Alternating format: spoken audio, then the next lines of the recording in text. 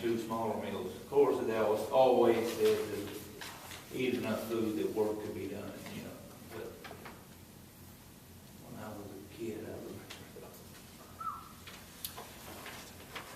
Why did they change that?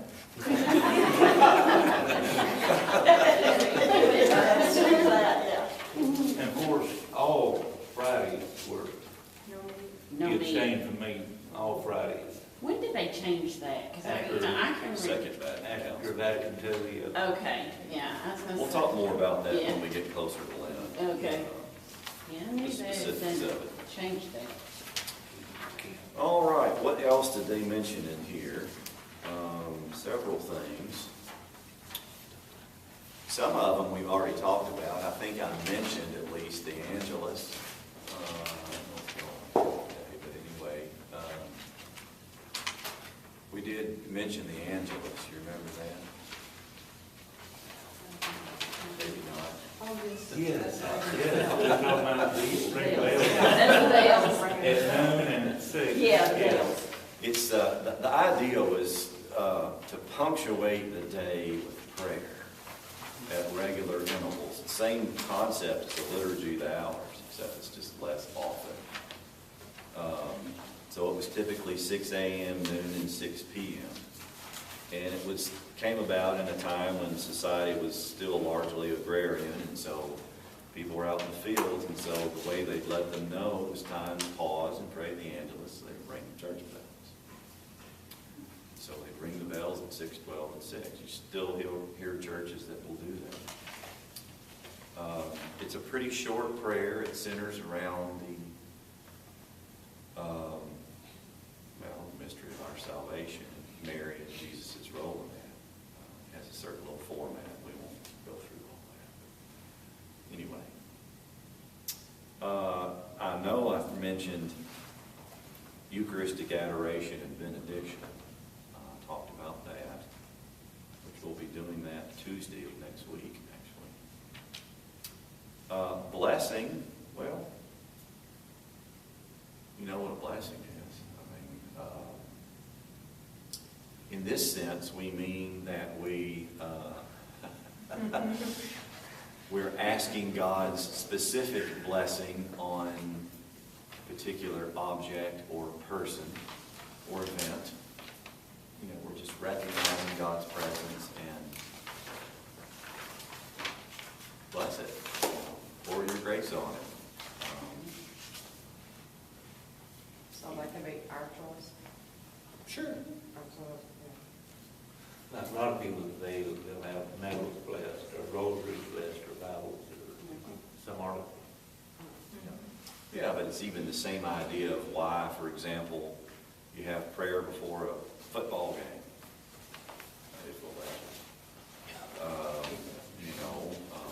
They let you hear. I mean, I know I did it last year. Your brother asked me to come out and do it.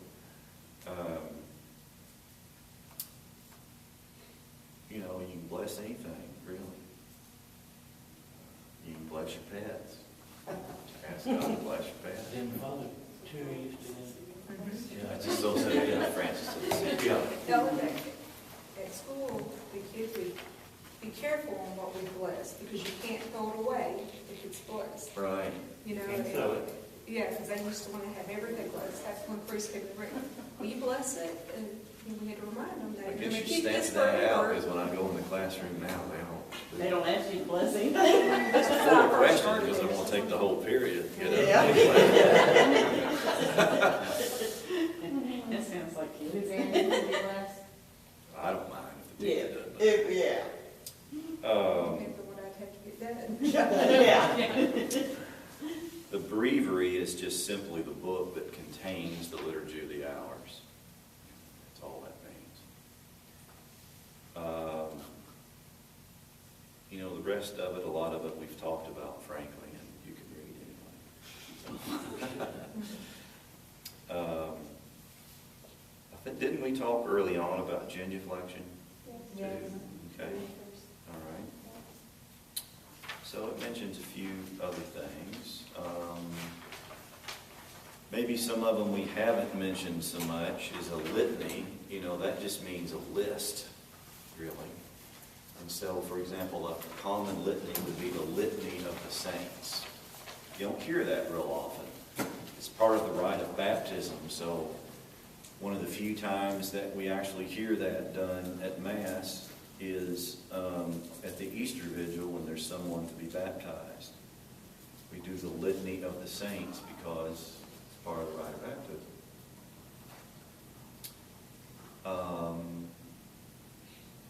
A Mass stipend, that's probably a little confusion about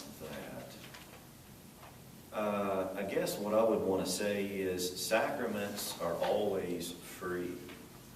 You never pay for a sacrament. It's actually forbidden in canon law to do that. And the priest that does that incurs a very rapid and serious penalty. It's a sin called simony, and it's forbidden. So when someone gives a Mass stipend, you're not paying to have Mass. You can have a Mass said for someone and give no stipend. It's not required.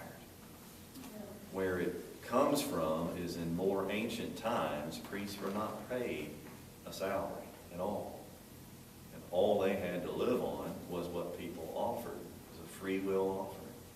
People, customarily would do that. Nowadays, at least in our country, we get paid a salary. I don't pay a Mass stipend, really. But the church doesn't abolish the practice because there are other areas of the world where they still rely on that. So what happens with the money that people give for Mass stipends? Or like when somebody dies, and they get all these Mass offerings, what happens to that money? Well, it goes to the parish. Now, I still do, actually, part of our salary is an allowance that's built in there for a Mass stipend. We can receive one Mass stipend a day. Anything else, we have to turn that over to the diocese. But it's not very often they say more than one Mass a day. We were just talking about that today, about the Mass stipend. When I would serve at funerals, and I remember they would give us checks, the family would give the servers checks and stuff like that. Sure, usually the musicians, they will. People are very gracious about that. And even if you baptize their kid, you walk up and hand me money. I never expect it, I don't ask for it, it's not required. It's just people are generous, is what it really is. They do it for weddings and stuff like that too. But it's never, ever required. Right. I will never, ever get mad or expect it, or, it's just not about that. And, Okay, this would be all, you used to do a Mass stipend and Mass was set for that person. And it was always just one person. Now we have like two. yeah, that Sometimes- was, yeah. And like, I know like the dads, they send them away, and I know that goes to, because we don't have enough Masses. Is that it? Yes, it's It's a policy of the diocese that if you receive more intentions, is what that's called, then you can say in a year than should allow. And you send them to other parishes that don't have as many. So how do they decide, and I'm probably wondering, who's to send and who's to keep? That's what I was wondering. Well, it's first come, Just First come, first served, yeah. And if So it gets and filled what up- you have for that year, and then you send those, okay, then the next year it kind of starts over. Although, if someone comes in and says, they're basically trying to hoard it, and they're saying, well, I want 30 Masses, and I want them on these days, well, hold on. You can't do that. And Let's- can you pick the days? Let's you have? be reasonable Right. about this. And you have to leave Sundays open, don't you, for like when people have just passed away, don't they usually, or do y'all just ease them in there? Is that what you do? I was thinking you did. Now, every solemnity, the pastor is required to offer Mass for the people of the parish. Right. And you Well, do that. that's always one of the intentions Mhm. every Sunday Mhm. or Saturday. Yeah. You really shouldn't double up too much. I've been noticing that's been happening more, and I'm going to to say something to Kathy about that. So when you ask them, can you pick the days? I mean, 'cause I If maybe, it's I never open. went in If it's and said, open. hey, I want this day. You know, I didn't know how that worked. Yeah, cause like some, like If you you have said, some you might want that mess said like, on your birthday or, you know, or something, Like yeah. my sister died a year ago next Tuesday, and they're going to have mass for her She's here not and at Waverly on And the same same day. time. And you think, what are the chances of that happening? Yeah. You know, So that- but it's, yeah. Yeah. But I didn't know how they did that, you know, you get so many a lot of times, you think, well, there's no way St. Anne's can have all things, or And you St. can't, Anne's, and so. you can't just start sticking 5, 6 intentions on the same day. Right, That right, becomes right. abusive. Right. Yeah. Right, you And can't do that. so that's actually forbidden. So when you send them, where do you send them? Somewhere in the diocese? Or not. Just- Okay. Yeah, I was just curious. Usually we just email all the priests and say, okay, is anybody getting married? If nobody says anything, then you start looking elsewhere. But to get said, I mean, mass, Yeah. Right. People praying for you. And do they say that name at that mass, even though the congregation may not know who this person you is? don't have to say the Don't. intention. No. I just wanted, that always seem like they do. and I It's just- practice here, but you don't have to do that. No. Okay. The intention is the intention. It's interesting. Okay. We're going to get to that other handout. But that's okay.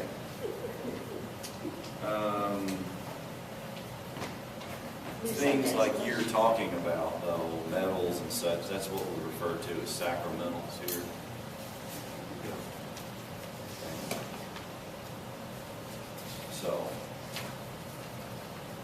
any questions about any of that, or even any of the stuff that we didn't mention, read about, or anything? Okay. All right. I don't know that I have anything vastly different to say than what was really said in your handout about the church. I thought I did a pretty good job, actually. We use that word in different senses, church. Maybe the first thing that pops in our heads is that building over there. We call that a church. Okay, that's a church. Sometimes we think of, you remember back the week we talked about who's who in the church? I don't know if it got mentioned, maybe it did. The word magisterium, did that? Can't remember. Okay. Well, anyway, whether it did or didn't, magisterium refers to those who officially are giving the charge of teaching and safeguarding the faith, which has been done for 2,000 years now. That is actually the bishops. You know, sometimes I hear people who, I don't want to pick on anybody. They read something on a website, and it's a Catholic website, and they think, well, okay, that's the way it is. And it's not always the way it is. You don't know who in the world created that. I mean, anybody can make a website and stick it out there on the web. It's not like it's regulated or something. And so if you want to know what it is, the true faith and what we actually believe, the definitive source is the bishops. It ain't the TV. I mean, most of the time, though, they jive, they work together. But it's not History Channel. It's not necessarily even EWTN. It's not a website.